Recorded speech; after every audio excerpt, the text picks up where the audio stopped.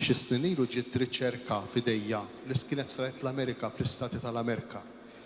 U fost l-oħrajn fil-konklużjonijiet li kien hemm f'din ir-riċerka instab illi fi stat żgħir ġewwa l-Amerika kien hemm l-inqas depressjoni, kien hemm l-inqas mart terminali, kien hemm l-inqas diffikultajiet bejn il-ġenitur u t-tfal u fl-iskola, ħafna diffikultajiet marbutin mal-iskola.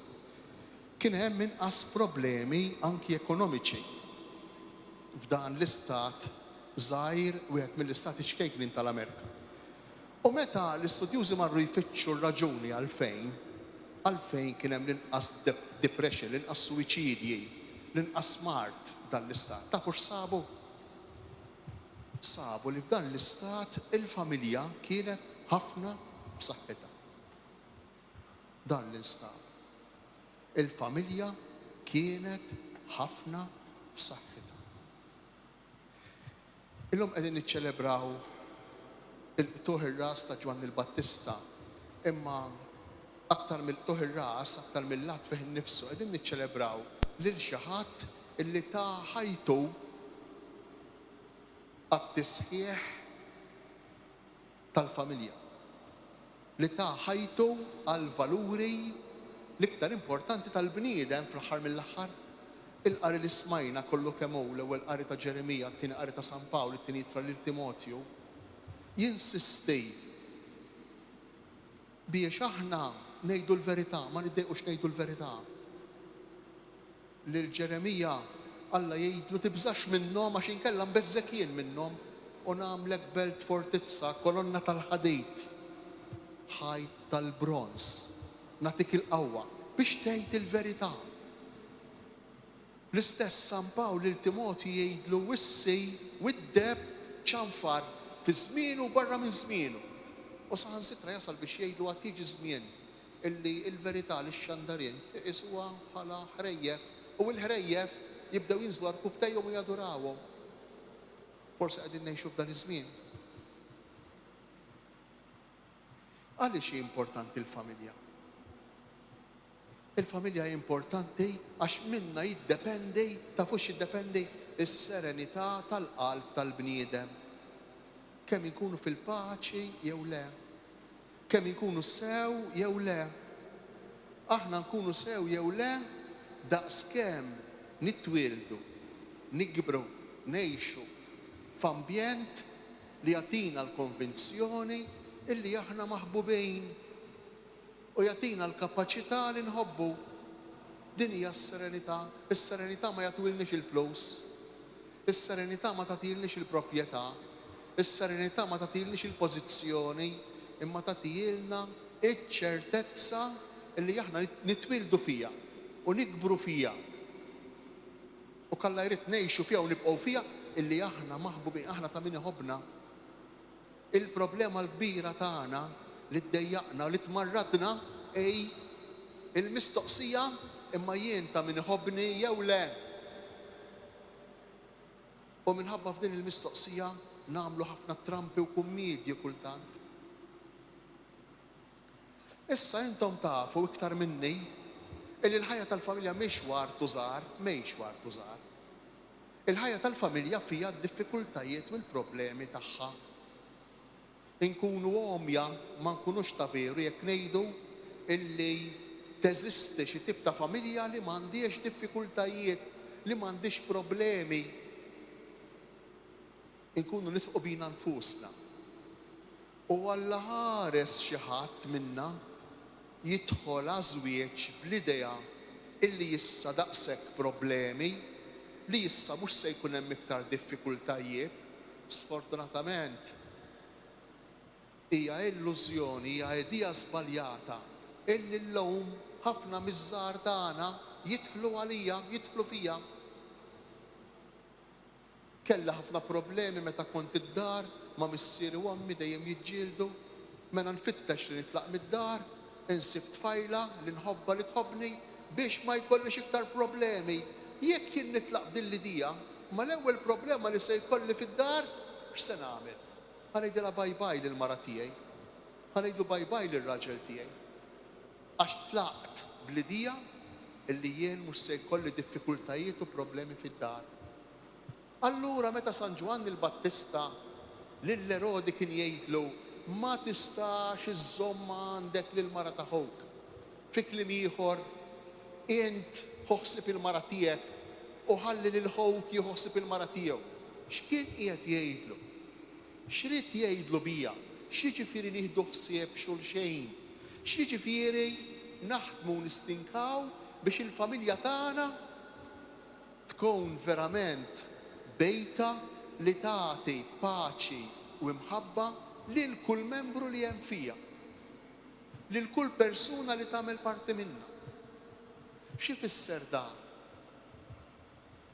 Ma nistax nippretendi li fi ftit ħin nitkellem magħkom dwar kif għandna naħdmu nistinkaw biex insaħħu l-familji tagħna. Imma xi affarijiet żgħar jixraq li ngħiduhom illejla. Jixraq li ngħiduhom. Mod speċjali għal dawk il-familji li għaddejjin minn maltempati, minn diffikultajiet, minn problemi. Mela l-ewwel riflessjoni li semmejna importanti għadejn li m'hemm l-ebda familja perfetta. L-ebda familja perfetta. Il-familji huma konkreti, magħmula minn nies tad-demm u l-laħam, u allura aħna ngħidu anke l-imsaren ikollhom fuq ix igorru. Aħseb wara n-nies. Allura se jkun hemm konflitti bejnietna. Imma li min huma dawk l-atteġġjamenti, li min huma dawk id-dispożizzjonijiet, il-virtujiet li aħna rridu nistinkaw u naħdmu ħafna fuqhom biex ir-relazzjoni fil-familja mhux tiddajjef u jiġrila bħalma ġra l-relazzjoni bejn Erodu u martu u Filippu u martu, imma tissaħħaħ. L-ewwel qabel kollox, hemm bżonn nikbru il-koll kemm aħna nikbru f'dik li ngħidula l-umiltà. Jew kelma oħra fluk l-umiltà li jinqas tbeżza il-kelma verità.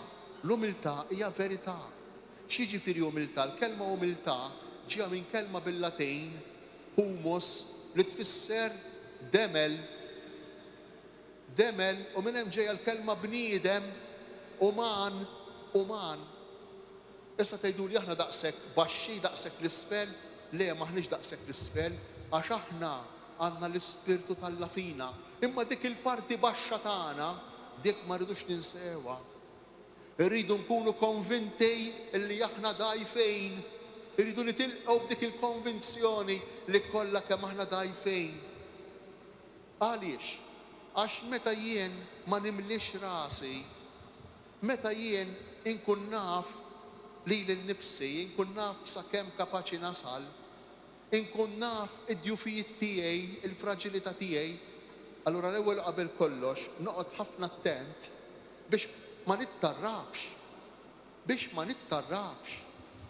Noqgħod ħafna attent biex jekk jien taqbiżli ħafna u naf li taqbiżli fil-familja, mela meta inħossu ġej irriefnu jien nara kif nagħmel jew noħroġ il-barra, jew nipprova nikkalma ftit, jew nitbiet għax naf li l-nifsi. U naf l-esperjenza għalmitni illi jekk jien ma niġbitx il-brejkijiet se nkisser, se nagħmel il-ħsara. Allura l-umiltà, il-verità, dik l-umiltà, l-verità titlobni biex jien noqgħod attent fuq in-nifsi. Imma mhux biss x'tagħmel ukoll l-umiltà. L-umiltà li tgħinni naċċetta li l-ieħor kapaċi jiżbalja bħali. L-ieħor kapaċi jiżbalja bħali, irid naċċettah. Ħafna drabi jiġrilna li meta l-ieħor jagħmel żball ħoll xarek u ġib iż-żejt. Ma naħfirlu jew ma naħfrilha qatt. U minn għalija li nkun qed nagħmel sew ma naħfirlux jew ma naħfriliex. Meta jien ma naħfirx lil min jiżbalja fil-familja b'mod speċjali, inkun qiegħed ngħid jien mingħajr ma ngħajjat, inkun qiegħed ngħid f'qalbi, jien żgur mhux ħanagħmel bħal dan, jien żgur mhu ħaniżbalja qatt bl-ebda mod, jien żgur li l-persuna li għandu qudiemu mhux ser inwaġġaħħa qatt, żgur. xi ħaġa li ma tistax tkun. Xi ħaġa li ma tistax tkun. Għalhekk l-umiltà hija l-verità. Jekk jien minn għalija li ieħor biss weġġani u jien qatt ma nweġġew, jien m'iniex veru, jien m'iniex vera miegħi nnifsi. Jien qiegħed nistaħba x'imkien, jien qiegħed nagħti d-djufijiet u l-iżbalji tiegħi. Allura l-umiltà hi tant importanti, l-umiltà tgħinna biex minflok nagħlqu u narmu kollox meta xi ħadd jiżbalja, sfortunatament hekk qed nagħmlu, nagħlqu u narmu kollox. Minflok nagħlqu u narmu kollox ngħidu mela inti dajjef u jiena dajjef. Inti dajjef u jiena dajfa. Mela aħna dajfin it-tnejn. Ejja nippruvaw nikbru flimkien fl-aċċettazzjoni ta' xulxejn, fl-imħabba ta' xulxejn, fl-għotja tagħna lil xulxejn. U dan hu li jagħtina l-paċi. Jien naħseb li qed nitkellem ma' nies li għandhom ħafna esperjenza, forsi iktar minni. Però ħafna miż-żgħar tagħna sfortunatament, forsi ħafna minnha morru blidija, illi jekk jiena laqt kapitlu u ftaħt ieħor, jekk jiena laqt ma' xi ħadd u se niftaħ ma' xi ħadd ieħor, issa dak il-kapitlu dak kien f'dinja oħra, dak mhux se jibqa' jeżisti. Kemm inkunu żbaljati meta naħsbu hekk. Kemm inkunu żbaljati, kemm immorru żmerġ. Kemm immorru żmerġ meta minn għalina li issa l-passat spiċċa, il-passat għadda. Il-passat jagħmel parti minn ħajjitna u nibqgħu nġorruh, nibqgħu ngħixuh. U jekk ma noqogħdux attenti kif niddiljaw miegħu, kif nirrikonċiljaw ruħna miegħu, itaqqalna il-passat, itaqqalna aktar milli konna mtaqla meta konna ġo fih.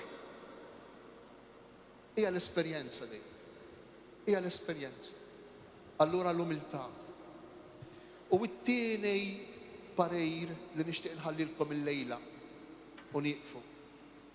Hija relazzjoni mal-persuna ta' Ġesu. Hija relazzjoni mal-persuna ta' Ġesu li kull membru tal-koppja, kull membru tal-familja jkollu. Hija dik ir-relazzjoni illi qisha l-kejġ taż-żejt, qisha t-termometru illi jurik jekk għandek x'den jew le. Imma mhux biss hija l-vitamina, hija l-qawwa, l-enerġija li tgħinna inħobbu, li tgħinna naħfru, li tgħinna nerġgħu nibdew, li tgħinna nilqgħu naċċettaw il-persuna dgħajfa li hemm qudiemna u l-persuna dgħajfa tagħna stess. Hija din ir-relazzjoni ma' Ġesu li sfortunatament fi żmienna qegħdin nittraskuraw għax qegħdin inqisuha bħala xi ħaġa żejda. Żejda. Żejda. U hija ħasra qegħdin immorru u nfittxu is-soluzzjoni f'affarijiet li jikkomplikaw ħajjitna minflok isolvu ilna. Jekk jien għamilt omri naħdem għal flus u għamil omri jaħdem għal flus u spiċċajna mifrudin minn xulxejn dawk il-flus li jiena ħdimt għalihom li aħna ħdimna għalihom u ħsibna li se jsalvawna dawn, se jsalvaw ir-relazzjoni, se jsalvaw l-imħabba ta' bejnietna, se jsalvaw il-familja, daw jispiċċaw biex iktar jindannawna. Iktar jindannawna meta niġu biex kulħadd imur għal rasu u dak li minn għalejk se jgħinek biex issolvi ikisrek. Hija l-persuna ta' Ġesu, ir-relazzjoni tagħna miegħu, is-smieħ tal-kelma li saħaq tant fuqha San Pawl ma' Timotju, is-smieħ tal-kelma huwa dak li lilna jpoġġina f'wostna, li lilna jgħinna nindunaw fejn qegħdin fil-kwadru. Wara li tmur ir-rabja, wara li jmorru dawk l-emozzjonijiet li jkollna ta' mibeda u ta' uġieħ fil-qalb, hemmhekk nindunaw tassew aħna minn aħna fid-dawl tal-kelma tal-Alla. Għalhekk ejjew il-kol kemm aħna illum nitolbu bl-interċessjoni tal-Battista li huwa l-protettur, il-patron, mhux biss tar-raħal tagħkom imma wkoll ta' kull familja, ta' kull relazzjoni ta' fedeltà, ta' kull relazzjoni li tibqa' ejjew nitolbuh illum f'din l-Ewkaristija. L-ewwel nett għalina għall-familji tagħna imma wkoll għal ħafna familji oħra li mhux tort tagħhom, mhux għax huma ħżiena, imma il-mod ta' kif ġraw il-ġrajiet, l-istorja kif żvolġit ruħha mingħajr ma nikkundannaw jew niġġudikaw lil ħadd, imma jew nitolbu biex il-kol kemm aħna bid-dawl li tatina l-kelma li nisimgħu, bid-dawl li jatina Ġesu, ikollna dal-ispiritu ta' umiltà li jżommna b'saqajna mal-art fir-relazzjonijiet ta' bejnietna. Ikun infaħħar Ġesu Kristu.